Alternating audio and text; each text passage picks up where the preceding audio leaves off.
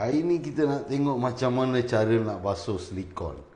So sebelum tu kita reversekan silikon tu ke dalamnya ke depan dengan macam ni lah cara reverse silikon yang hari tu saya tunjuk tu kan. So reverse silikon tu, lepas tu dah reverse habis, okey. Masukkan tangan ke dalam, pegang dia punya kon yang reverse tu. So lepas tu buka trap dia, ambil air slow-slow, basuhlah tempat-tempat yang abang nampak macam silikon tu ada macam kuning-kuning tu kan.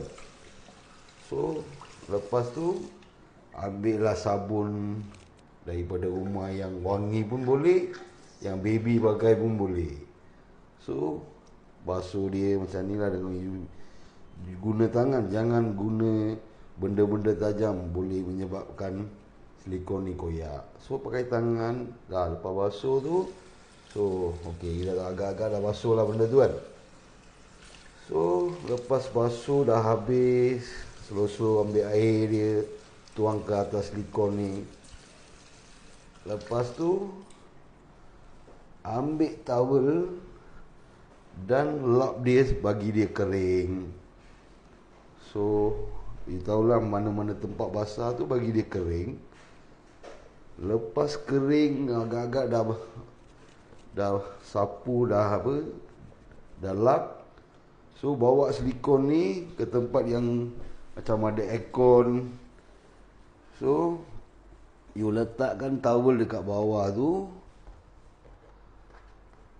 So boleh letak macam ni pun boleh, atau you boleh letak macam ni pun boleh.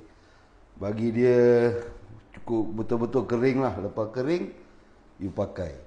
Sebab kita basuh ni supaya tidak menyebabkan infection. Kalau air kita basuh benda ni tak adalah bagi, apa orang cakap, tak adalah kotor sangat. Kalau kita tak basuh, kemungkinan boleh kena infection kepada kulit kita. Okey, itu saja untuk kali ini. This is my CPO. Follow us for more informative video. Terima kasih banyak-banyak. Thank you.